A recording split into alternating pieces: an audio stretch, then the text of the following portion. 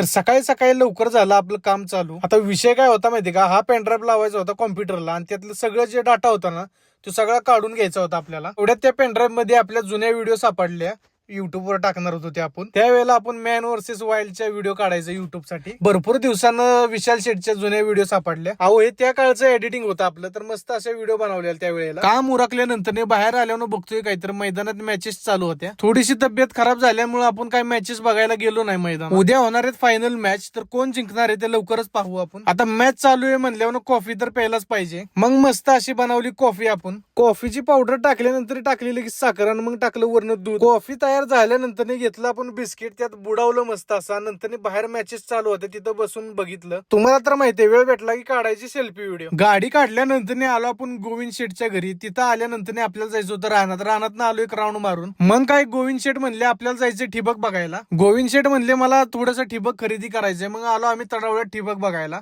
ठिबकची quality वगैरे check केल्यानंतर चांगली होती क्वालिटी. मग आलो आपण घरी निघून. घरी आल्यानंतर बघतोय काहीतरी ही दोघं गेलेली कॅम्पिंगला, व्लॉग व्हिडिओ बनवला त्यांनी. अहो यांच्याकडे गाडी लय भारी डिझायर आहे, गाडी आणि ऍव्हरेज पण चांगली देते. तर ही नवरा बायको दोघंच जाते आता कॅम्पिंगला दरवेळेला. तर आपल्या गाडीला आहे 10चं ऍव्हरेज. त्यामुळे मी काय करणार, स्पॉन्सर कोण भेटते का ते बघणार आहे. जे कोण आपल्याला स्पॉन्सर भेटणार आहे त्याची आपण इंस्टाग्रामवर पण जाहिरात करूया आणि गाडीवर पण त्याची जाहिरात लावूया. तर हा होता आजचा ब्लॉग. लाईक शेअर फॉलो नक्की करा. धन्यवाद.